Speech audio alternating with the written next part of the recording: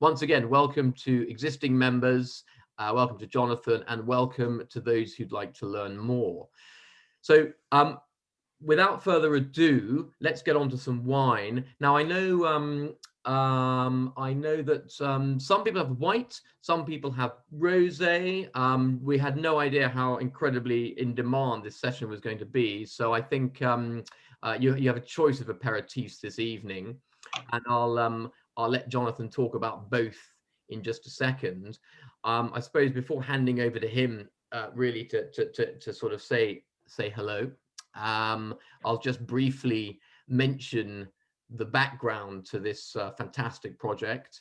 It's one of the few special projects that we have at Honest Grapes, and it's certainly one of the most special. And it all really started back in 2014 when Jonathan approached us saying that, you know, he had this wonderful vineyard, tiny vineyard really, you know, that was capable of making not more than 300 cases maximum of wine. And therefore it was sort of commercially, even for Jonathan, as someone who's made his name with this Burgundian parcellaire approach to Bordeaux, which is, if not unique, very, very unusual. This was very small. So, you know, Jonathan approached us, and I've known Jonathan for many years, saying, you know, would we like to have a partnership with this particular vineyard, with these wonderful old vine Cabernet Franc vines back to the predate the frosts of 57, very healthy, low yield. 56. Sorry, 56. Ah, okay. Thank you. Sorry, a bit nerdy, but yeah, no, absolutely. Well, you know, it's probably bad frost then too, but even older, a whole year older. And so, of course, we leapt at the chance to get involved with Jonathan. And what we wanted to do, what we realized quite early, was that an exciting opportunity had presented itself with the wine.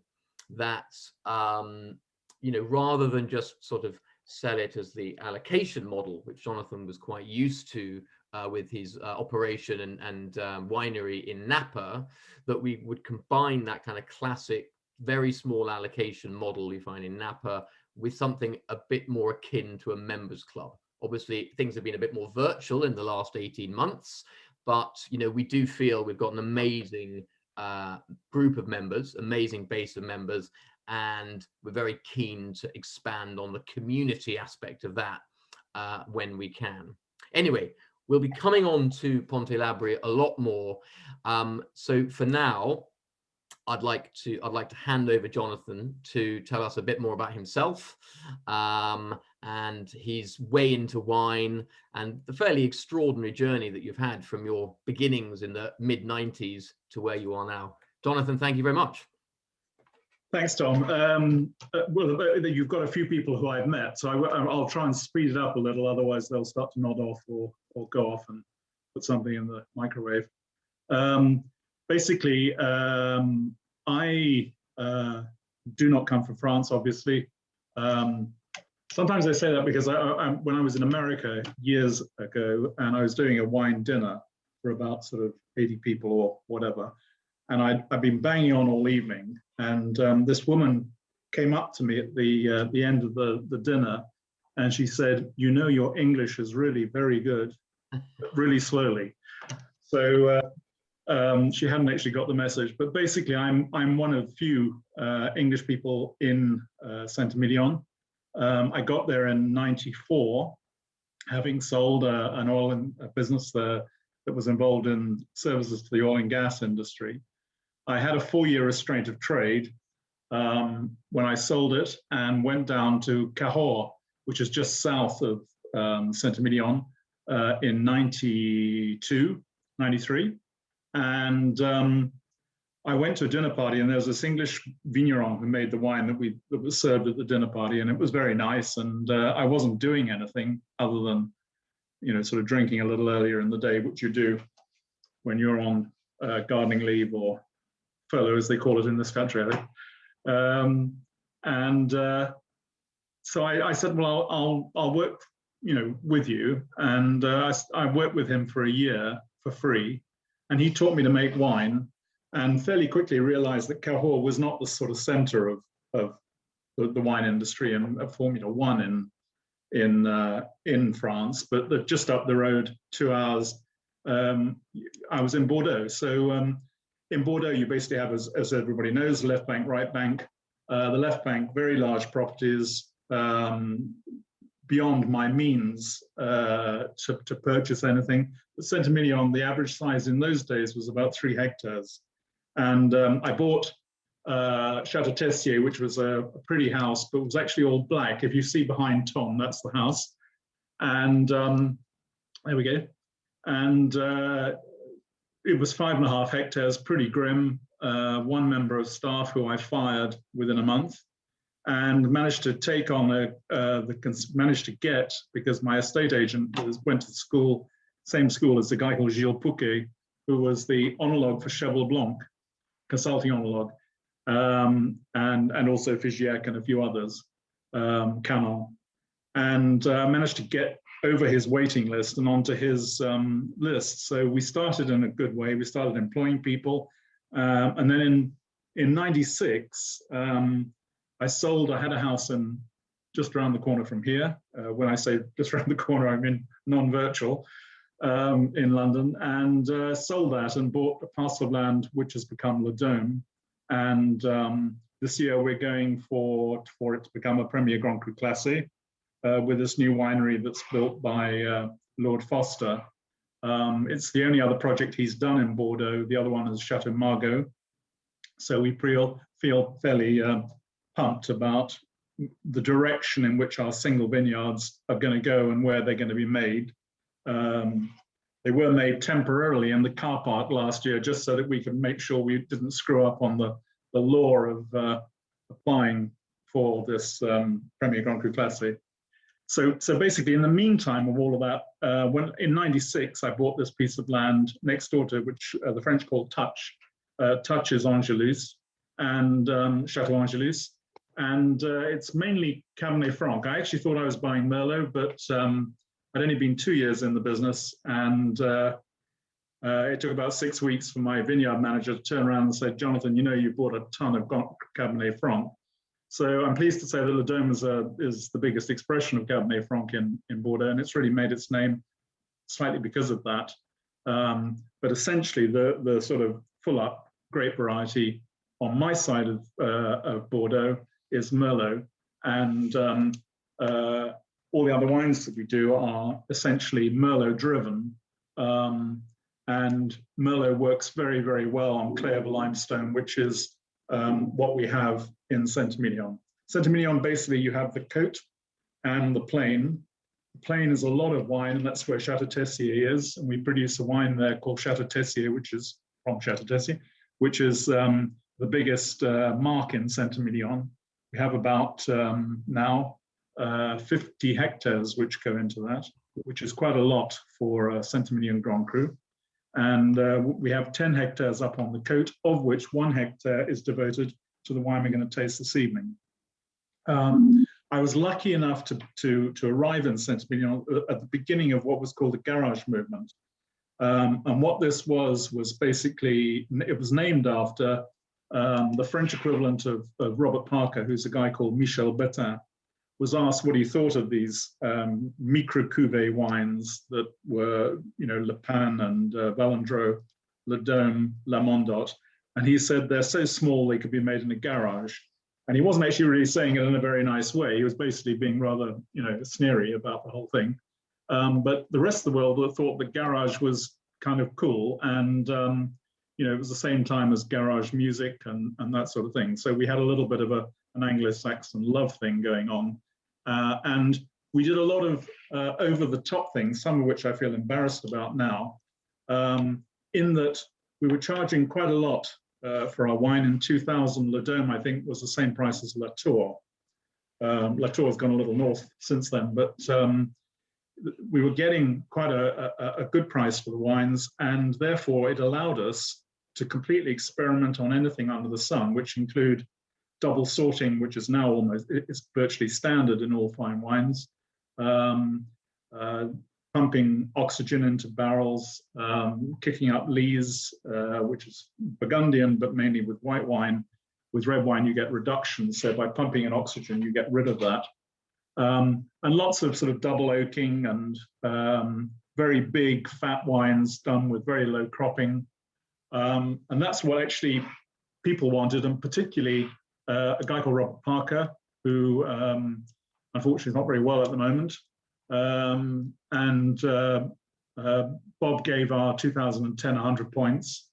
And as a result of that, I was just reading it the other day, I got a nice letter from the French embassy in London to Chateau Tessier, just saying, well done, I saw that you got 100 points. That's great to be an ambassador for France. And it's true, when I go abroad, when I go to Asia, or whenever I'm traveling, I'm actually representing France, although I'm not very French. Although I did have a heart failure last year, and they pumped 5 liters of blood into me, so I presumably got the heart of an Englishman and yet the blood of a Frenchman. So there's something somewhere there. Yeah, so that's really it. I got an OBE for winemaking. I'm the only Englishman to get an OBE from William at Buckingham Palace, which was fun. We wandered down afterwards to 67 Pall Mall and had a bit of a booze up there.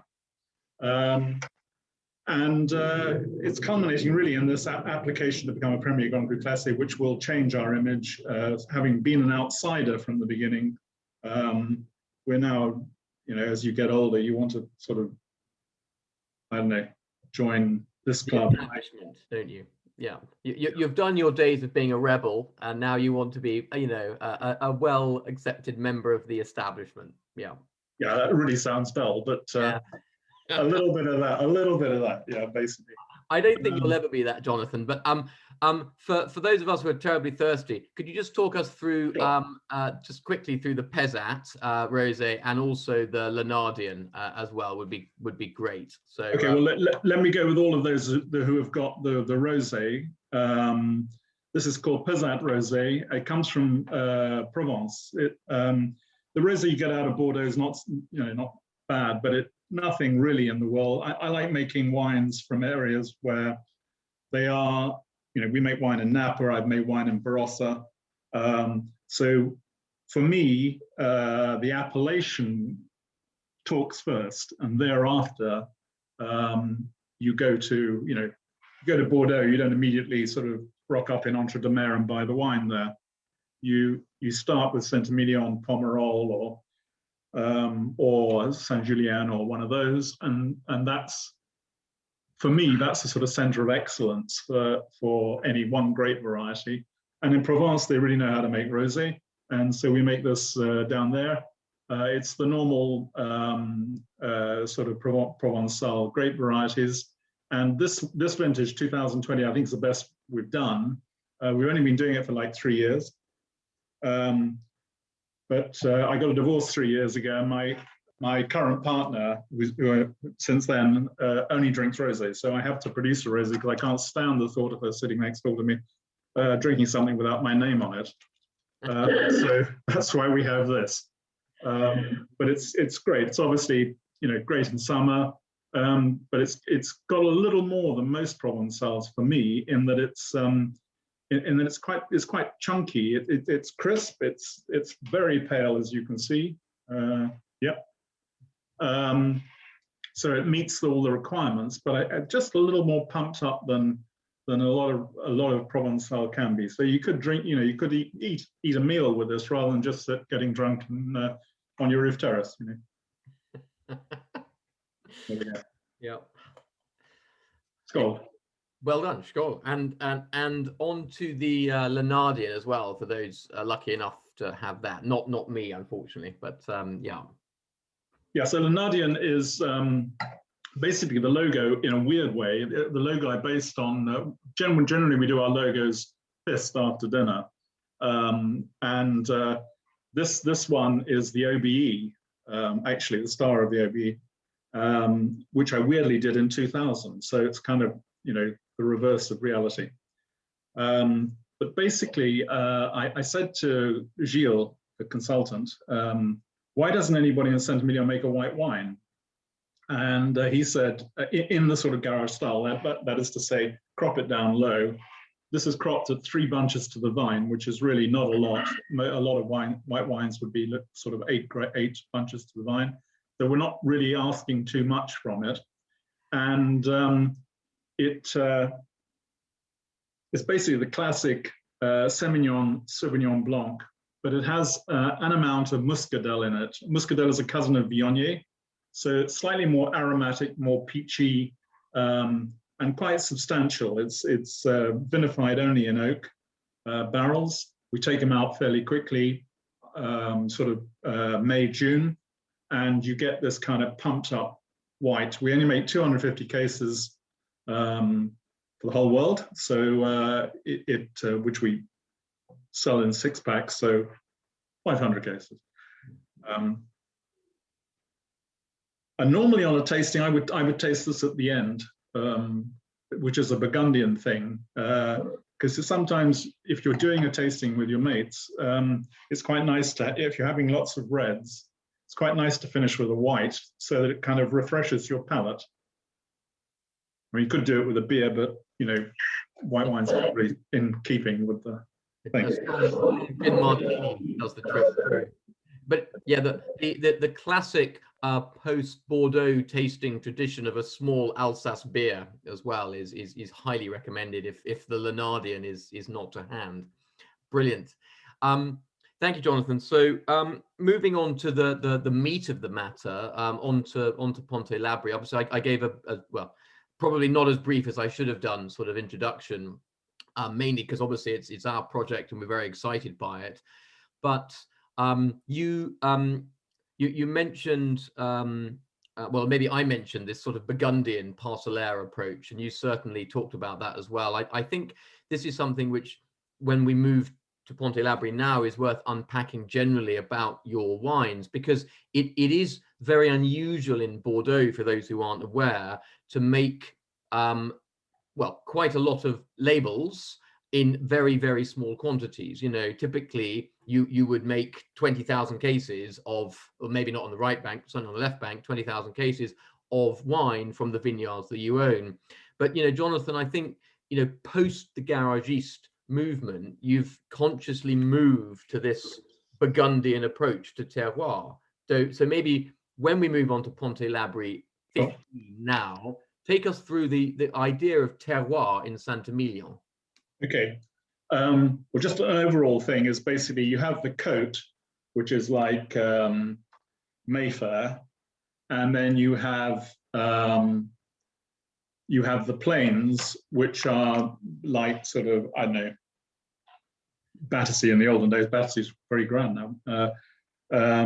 But there's a difference. And basically there's a railway line through the middle of St Emilion, which divides the plain from the coat. And so you literally are born either below or above the railway track.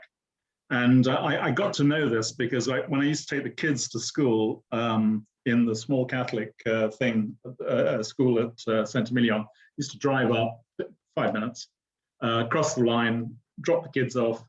And I noticed that everybody else was kissing, all the parents were kissing each other, and I wasn't getting any kisses at all, either when I dropped them off or alternatively when I collected them. So starting to get slightly irritated. So I talked to my aforesaid vineyard manager, Robert, and I said, I'm not getting any kisses. Is it because I'm English?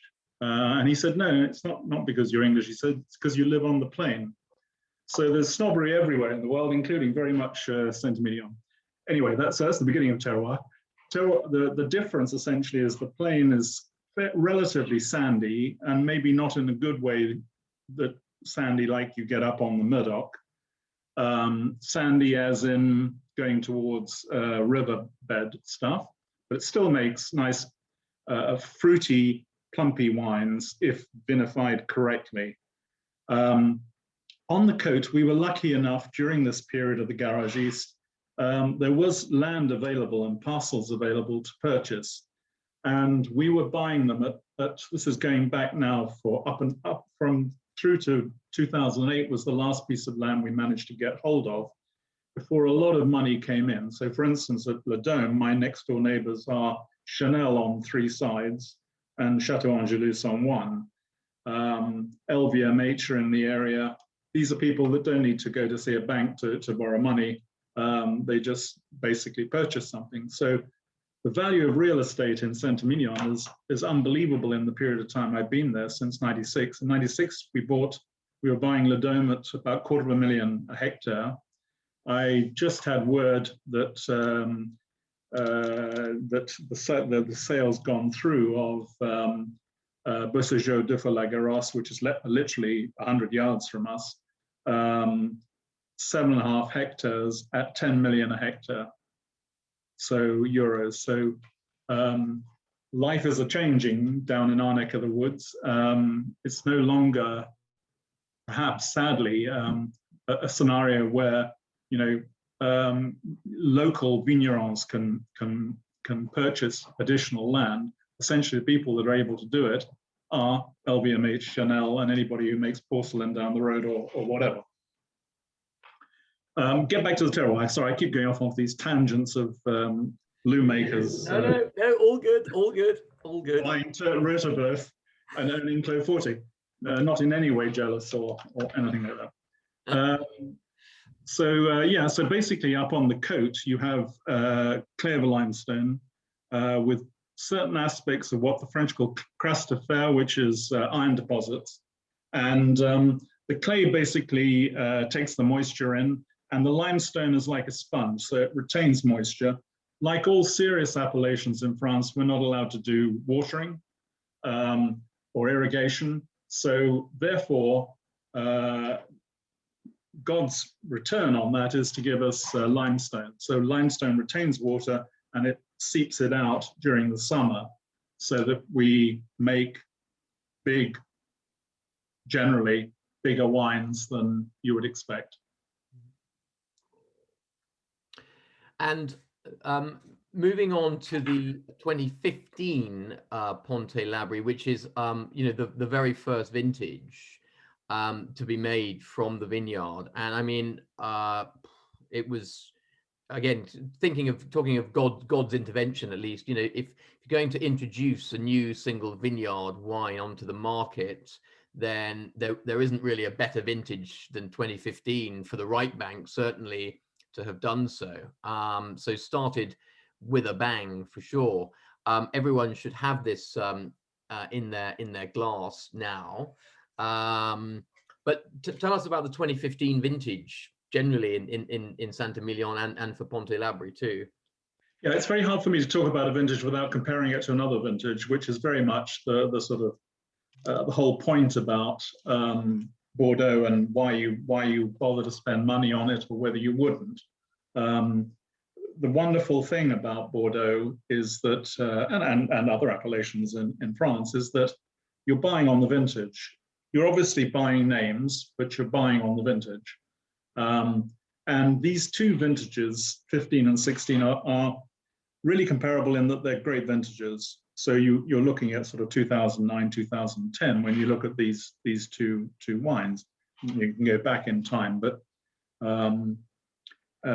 so it's very, very sort of, they're very interesting. Essentially, I'm 65, so I could use a sort of sexist term to say that when you look at these wines, the 2015 is slightly more feminine. It's more fruity, it's more voluptuous, slightly, and the 16 is slightly more bold, slightly more tannin on it, and both are wonderful, but in very different ways. So when you taste the wines, I really recommend, don't just take the vintage just bang like that. I mean, Tom obviously wants to talk about each vintage, but in this instance, you're comparing some really two very top vintages in Bordeaux, certainly in my lifetime there, which is since 94, 20 something odd years.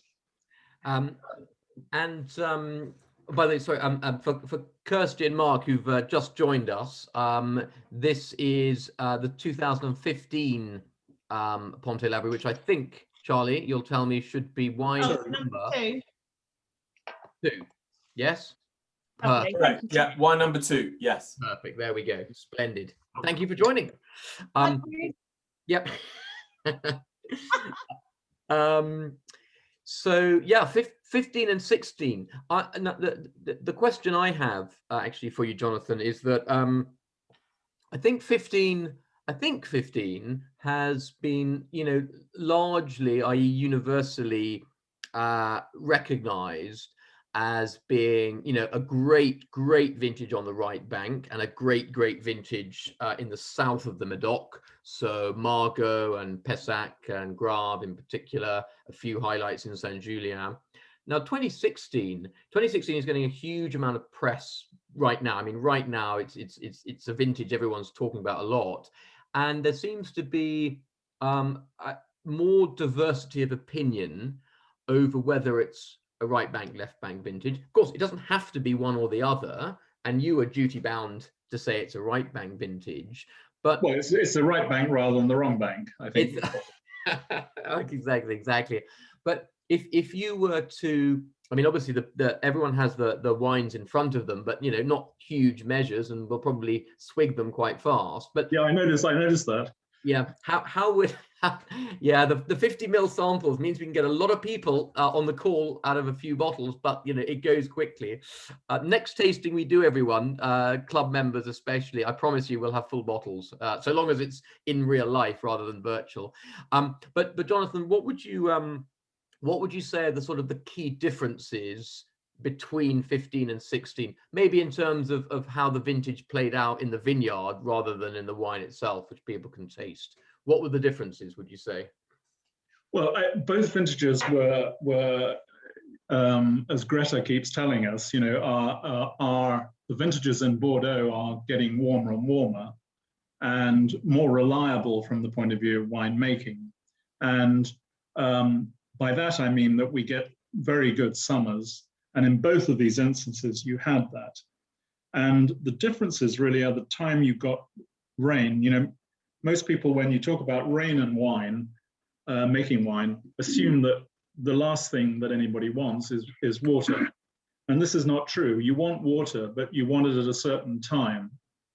So the timing is everything. And that really is probably a lot of the difference between the two wines. With 16, we had the rain early, and then there was more of a run through dry prior to picking, which gives you smaller grapes, more concentrated, and that makes it slightly bigger and more powerful, and gives you sometimes this sort of big tannin rush. 2015. We had the rain just before the harvest, which is great in that it pumps up the berries right at the last minute, and you get this incredible. If you taste the number 215, the 2015, you're getting a lot of fruit on that, and this is a wine that's what now 6 years old, so Still plenty of it. It's going to go for some time, yeah. Yeah. One thing I've always noted with your wines, Jonathan, is this sort of fairly open-ended drinking window. In that there's a plushness. I love the term you use. Cashmere tannins. There's a plushness and a suppleness to the fruits, which means they can drink early. But you're quite confident that 15 and 16 have the chops to see out a decade or more. Oh yeah. The 16 will last longer. It will go longer. 15 is a child still at the moment, but you could drink it. Depends really where you are. I mean, I'm assuming that most people here are in Europe, and we tend to drink our wines later than they do in America. In America, you get a cult wine, and as soon as they deliver it, it's, let's take the top off this and see what the baby looks like. And the case is finished within a year. We're more sort of likely to basically see how the wine develops.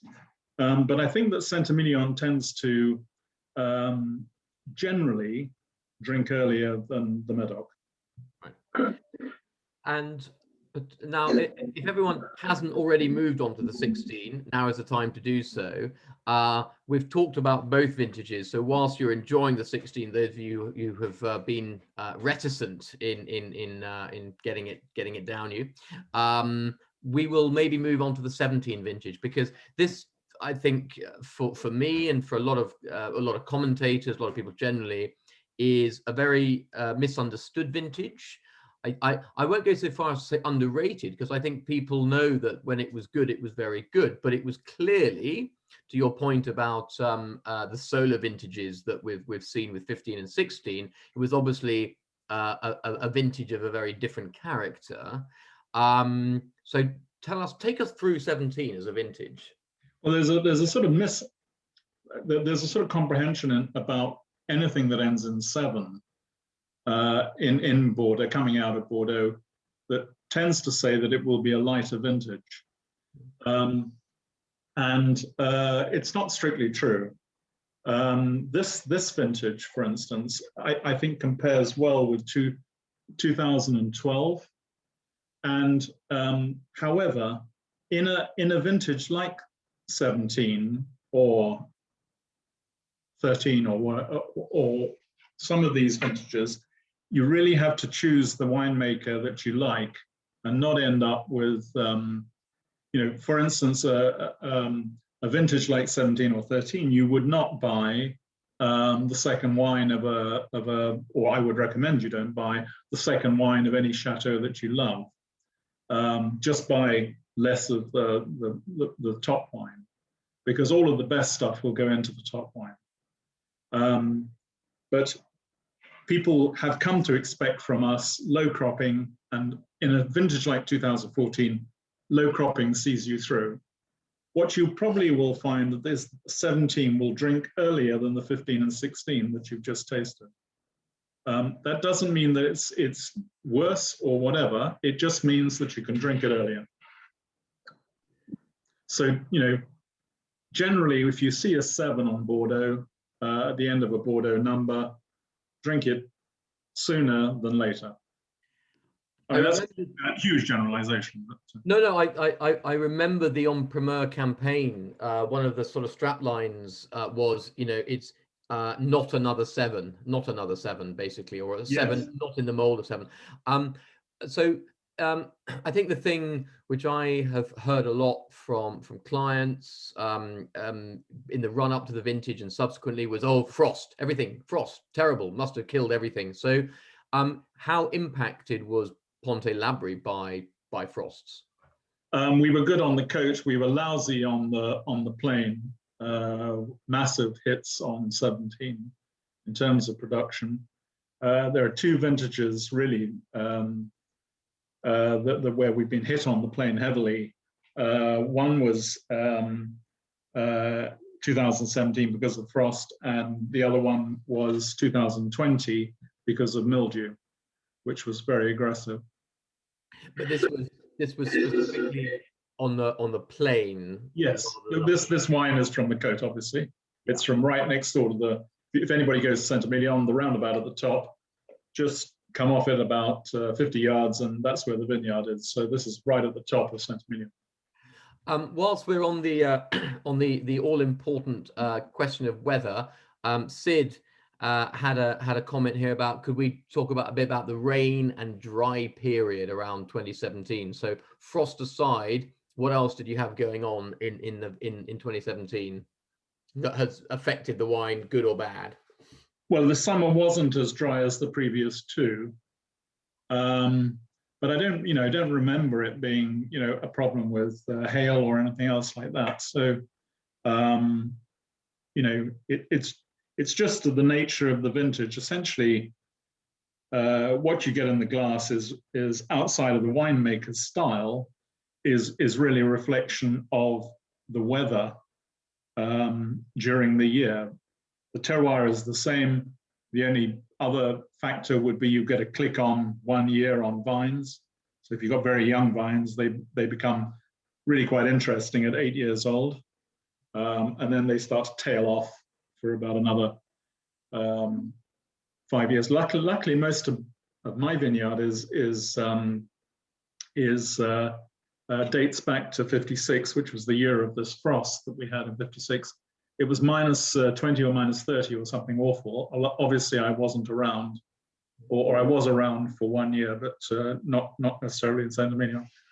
And 90% of the vineyard was decimated, not just the crop, but actually all the vines. So it all had to be replanted. So if you come to St Emilion, you can, and you're with somebody you're trying to impress, you can just click a vine, and if it looks marginally old and say probably planted in the middle 50s, I'd say, and you'd be right. That's a brilliant bit of kind of dinner party braggery there, which we all love, frankly. So Of course.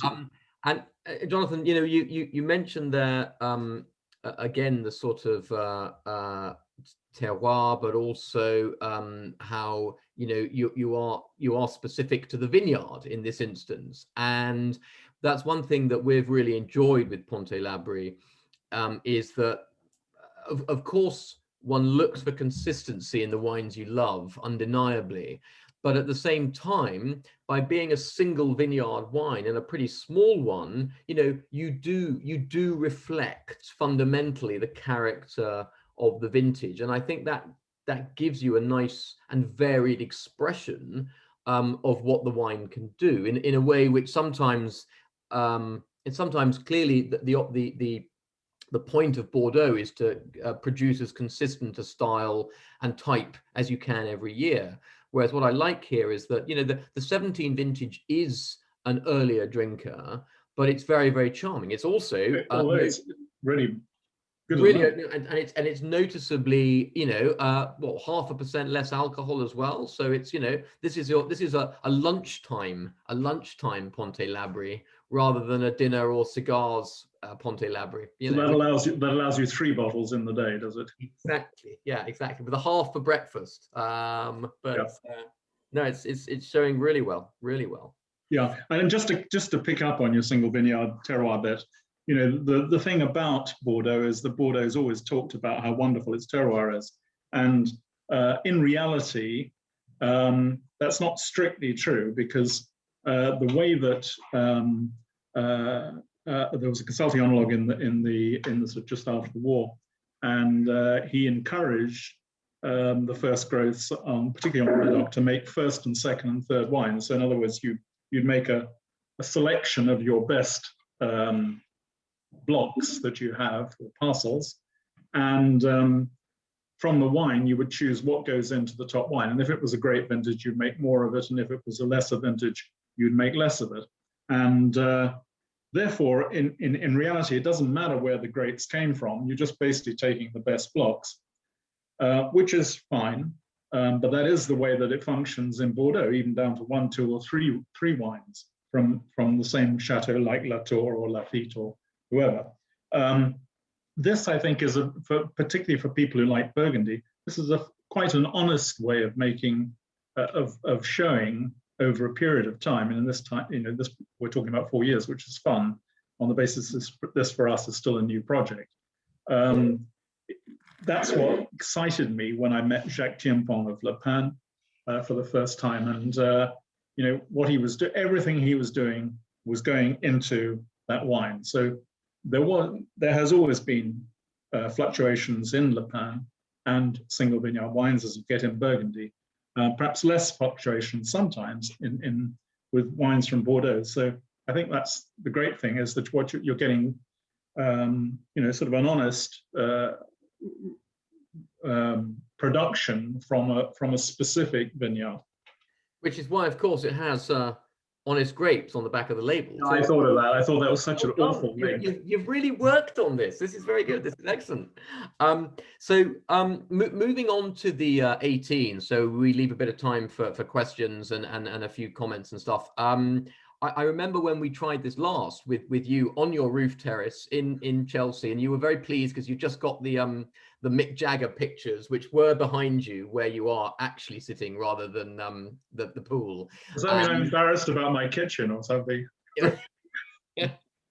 Well, again, for the members amongst you, when we next do a club members evening, we will infest Jonathan's lovely house in Chelsea, and you'll get the full story of the Mick Jagger pictures downstairs in the dining room. But anyway, we were on the roof terrace, and it was a little bit chilly because it was sort of April, maybe I think it was April, and it was this was 2 years ago, and it was just prior to the Primeur campaign, and it was a little bit too cold to be on the roof terrace, frankly, but we gritted it out, and we had the first barrel samples of the 18. And I mean, it's a big wine. It was a blockbuster. It was certainly not shy. I have to say, trying it this evening, what strikes me is it's still big boned. It's large. Peter, yeah, you remember that, don't you? Yeah. It was it's still a big, large framed wine. But what I love is this incredible persistent kind of acidity that runs through the wine. It gives it real tension and structure and poise. And, the tannins are chocolatey and dark, but, they're not abrasive. I always hesitate to use the word elegant with reference to Pontet Labrie, but I do think that for what is clearly a very big solar vintage, this has a wonderful poise and precision to it, alongside all that ripe, rich, dark, chocolatey fruit. What do you think? I don't think I can add to that. I think it's obviously very young, so but it's got great persistence on the end, and I think it'll give the 16 quite a run, I think. Yeah. And followed by two great vintages as well, 1920. Oh, well, that is certainly something to look forward to. Of course, the vintages to come. Have tried 19, but not tried the 20. Thank you there from Martin. 15, 16, great. 2018, good potential. Yeah, totally. And maybe now would be a good moment to tell us about 2020, because this is the vintage we're just about to start getting excited by. So what have we got to look forward to with 2020? Well, it's the first vintage we've done at the new winery, albeit the construction was going a little late due to COVID, so we had to put a tent up in the car park. But we technically have made the wine there, and the vintage is great. Slightly negative in that there will be less of it for everybody, because there were big mildew issues, which weren't contained in the normal way, in that it just came at us consistently for a period of 2 weeks. So those with very small properties were probably able to handle it better than those with big properties. It certainly affected us on the plain, less so on the coat, but there will be small quantities of 2020. And was there any challenges with because I certainly know in Burgundy and in the Rhone, there was quite a lot. Well, there was not a lot of rain, full stop. I mean, there was a lot of, it was very, very dry as well as very hot. Do you think that has been challenging or a good thing? I mean, how's that going to impact? Well, they have to manage with inferior terroir, obviously, which is difficult for them. But and we do have the sponge element underneath. But the berries are small, that's for sure. Hot vintage, less of it because of the early attack of mildew. But it'll be quite a sort of 2001 sort of, I would think, style of 16 sort of style of wine. Okay. Gosh, well, I mean, 2001/16 on the right bank, certainly not something to sniff at. So that will definitely be something to look forward to. Thanks very much, Jonathan. I mean, fabulous. I know Nathan wants to have a chat about the various bits and pieces that we've got for club members, for anyone interested in joining the club.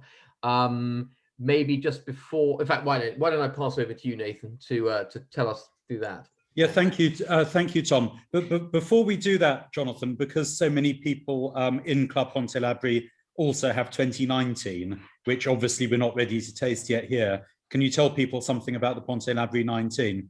I'll be able to tell you a lot more next week because I'm doing the final assemblage on it. So I have to confess I haven't tasted it for about 2 months. But certainly, in barrel, it's been great. Cabernet Franc particularly, it's good. We're blessed with, 2020, 2019, 2018. These are all serious vintages, which is, to get a 3 vintage run is unusual. So yeah, to get a 2 vintage run is normal, but yeah, I think I tasted the components of it, if you remember, sitting where your virtual image is now on the edge of the pool. In January 2020, yeah, just on my way off to the USA, I popped over to the estate and stayed with you, and it was really fun to taste the components of the 19. I think it's a stonking vintage. So yeah, I think what's wonderful about this wine is as somebody who loves Burgundy very much, it's the Burgundian nature of taking the wine that you get from that hectare. It's just wonderful. Yes, some very few brief things from me. Firstly, we've sent everybody a PDF this afternoon. Charlie has sent that to you. I won't go through all of the offers in detail, but just to highlight, if you haven't received the PDF with the offers, either as an existing Club Pontet Labrie member or somebody who might be interested in it, it's really got 3 sections to it. The first one is club memberships. If you'd like to extend your membership, then the pricing and the availability is there. Those of you who aren't already members, surely you've seen enough now to get interested. And actually, when Sophia was reconciling our stocks, we found a few more, not very many, but a few more magnums of 2015. And so what we've done with those is that anybody who's got the memberships from 2016 to 20, who'd like some 2015 to add to their collection, we'll give you priority on having those magnums if you'd like to order them as individual individual magnums. Magnums in 3s. But we've also created 2 sort of golden memberships for all 6 years, but only in magnums, because the 15s we found were in magnums. So they're the first one on that list there. So that's a 6 vintage vertical of 12 magnums per year of Pontet Labrie. And then there's all the top ups of the memberships. We've also got a sort of special for everybody because we've been reconciling all the bits of wine we've got. Obviously, most of it has gone, particularly 2015 and 16. So the second part of the offer has got a sort of special case price through March if you'd like to top up any of the vintages. Very little 15 and 16, not an awful lot of 17, 18, 19 and 20. The vintages that aren't yet bottled, so the 19 and the 20, we up to June this year will be able to take your orders for Melchiors and Salmanazars and double mags and whatever for a small premium. Those of you who are looking for kosher Pontet Labrie, we've made some barrels of that as kosher wine for the first time in 2020, and we have a few cases of that remaining. And then the very last thing, which we won't cover in detail because we're not tasting the wines today, Jonathan has very kindly released some extra wines exclusively for Club Pontet Labrie members, and will make some available for Grand Cru Classé members. The Chateau Tessier 2018, which is in cases of 12, has just had a weird and wonderful 94-point rescore from James Suckling. No, this is normal, Nathan. This is quite normal. I know. Anyway, there you are. It'll go without comment, but Jonathan's very kindly made some available to us. So if it's sonking value for £16 for a 94, yeah. Yeah, for £16 a bottle for some drinking wine while you're waiting the next sort of 5 to 8 years for your Pontet Labrie to grow up a bit and be ready to drink as a teenager. But also Jonathan's the Le Dôme, which for this evening's purpose we'll just call that Cabernet Franc equivalent of Pontet Labrie. there you are, Jonathan. You'll hate me for that. No. Jonathan's released a few cases for us of 2019 at last year's Don Primeur prize, and also some of the big, bold and wonderful 2012. So all that offer is there on the PDF. I won't go through them in detail, but do have a look and contact Tom, Charlie, Luke, myself. I'd also like Nick to wave at everybody. Nick Daniel has just joined us this week specifically to work on Pontet Labrie and our kosher wines and our Spice barrels and things like that. So yeah, do have a look through those things. Lastly, Tom's asked me to mention, you can all boo at this stage, capital gains tax. There were no changes in the budget on capital gains tax. But the inside track on that is it's just been kicked down the road to the autumn budget, when it'll probably be kicked down the road for another 6 months. So in terms of my view of investing in wine, I'll update the blog I posted a couple of months ago, but nothing's changed so far. I think all of us who own businesses will be far more interested in the changes in corporation tax and investment allowances from today, but we've got that to digest. So in terms of investing in wine, don't do it, just drink the stuff. But anyway, it's business as usual. Back to you, Tom and Jonathan. Brilliant. Well, I just say I'll take a Magnum of the 2015. I actually don't have any Magnums, and yeah, none for you, Jonathan. Sorry. Or cut 2 or 3. Oh, okay. Right. I'll take a Magnum too. That was a fantastic find. Actually, I have to say I'm really pleased about that. I didn't realize you had any Magnums. Okay. No, I was genuinely hoping you wouldn't mention that. Anyway, team, we're kind of coming up to our hour, and I know people want to get off. But if there are questions, now is the time to ask them, or comments. If you haven't done so now, please feel free to unmute yourself and go for it. Thank you, Daniel. Very good to see you. Gosh, everyone's stunned silence. Any? I've got a question, Tom. Yeah. Hey, Jonathan. Sorry for being late. I've got two questions. The first question is, I saw you speak at 67 Pall Mall in the first lockdown, and you were talking a bit about 200% oak back in the day, and I didn't really understand what you meant by that.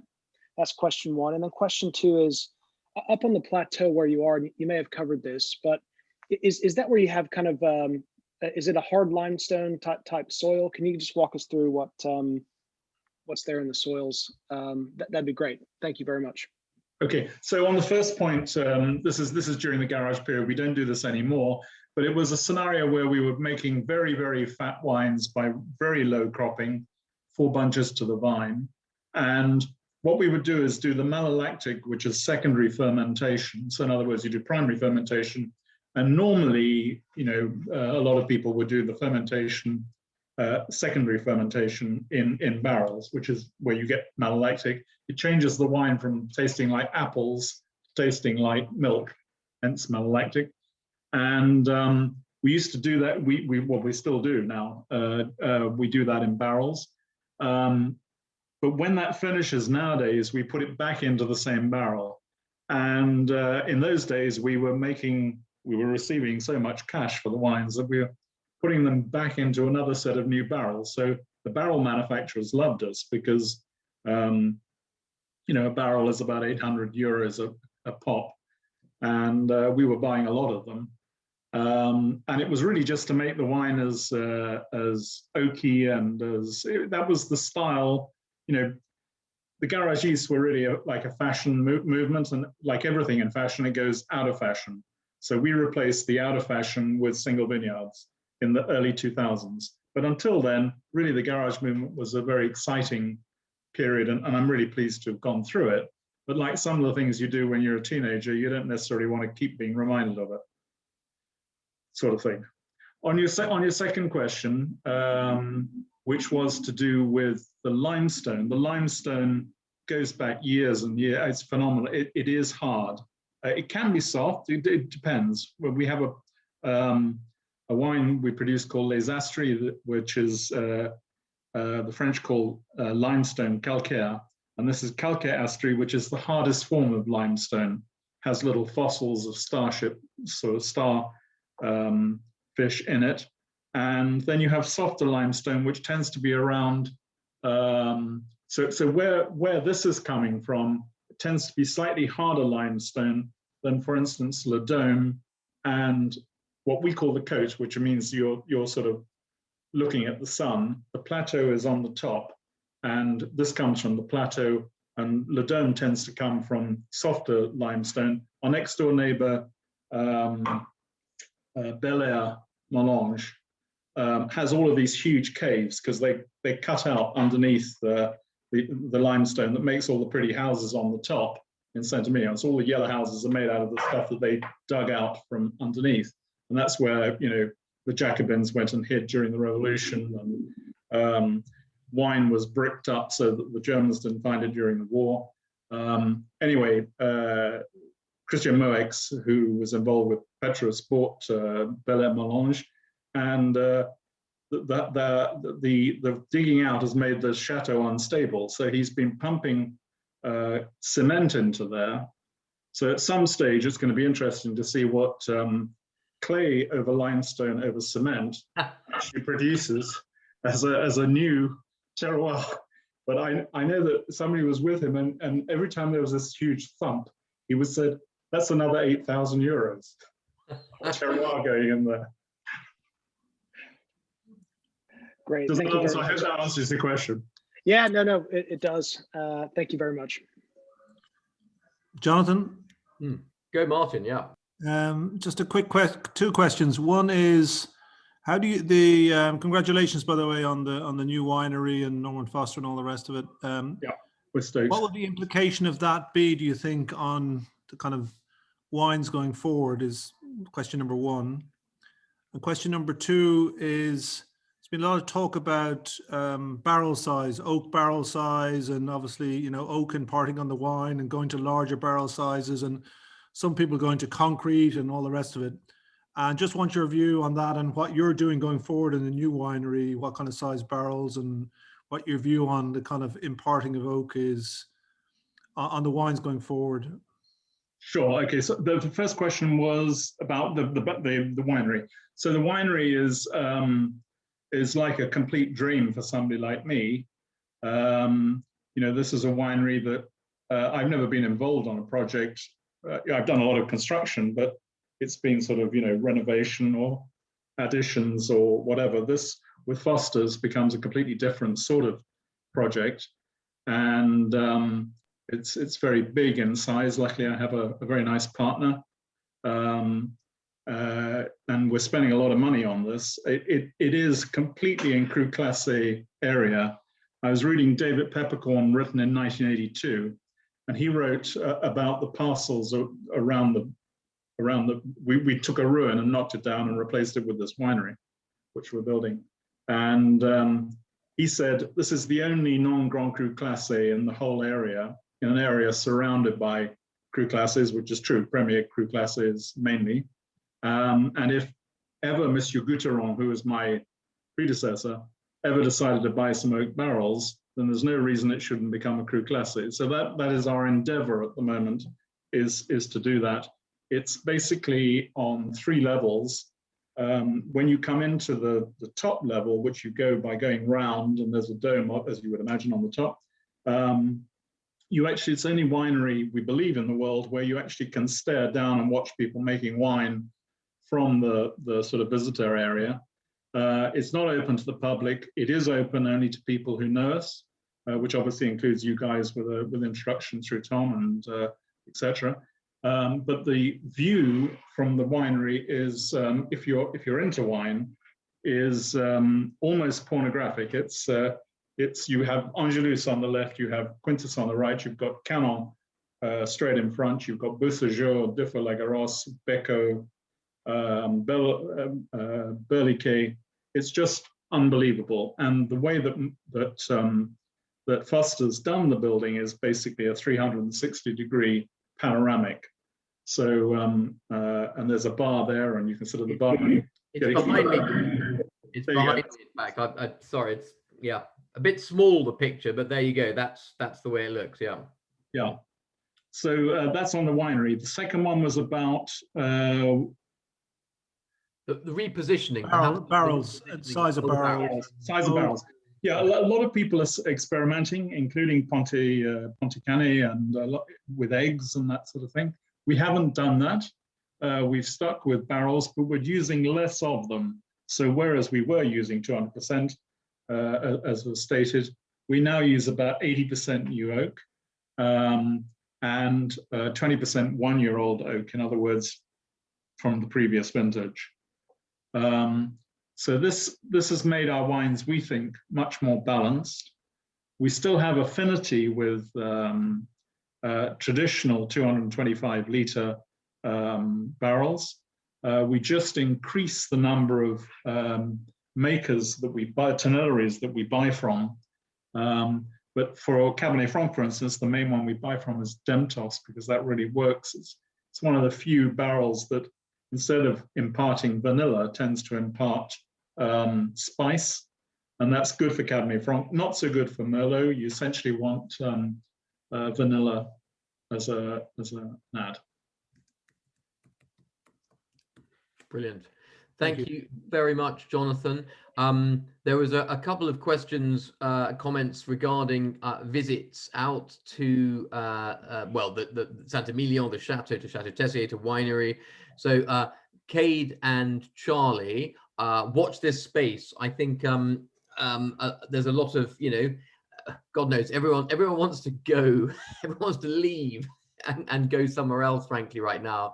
So I think it's somewhat pandemic related, but obviously we're very keen to get members out for the launch activity around the new winery, to come and visit the new winery. I can't wait to see it, because the last time I was out, it was, I don't even think construction had begun. I remember standing in the shack where the winery now is, and it's gone up in pretty remarkably short order, but yeah. It's because it's been prefab. It comes in sort of, because it's quite a small space.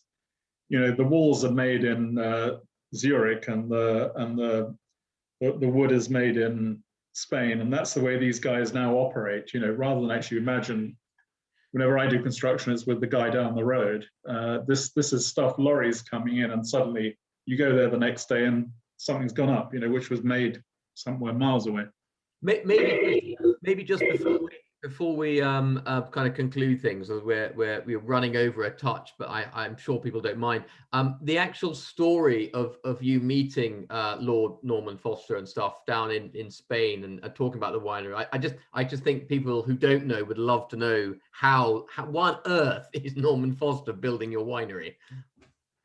Well, because he wants to up his game from Margot. Margot was the starter. Margot was the aperitif, and now he's doing something serious.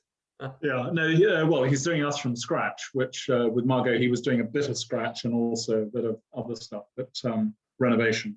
But no, I when I managed to get the loan from the bank to do it, I rang. I just thought it'd be fun to ring Foster's, and they gave me no callback or anything like that. And then about 2 weeks later, this guy rang me and said, what's your budget? And he started laughing. And I said, I'm sorry, why are you laughing? He said, well, that wouldn't cover the design costs, let alone the whole building. So I didn't hear from them for a bit. And then about 2 months later, I got a call from Madrid. And this guy said, Norman Foster wants to meet you. Would you fly to Madrid? And I said, sure.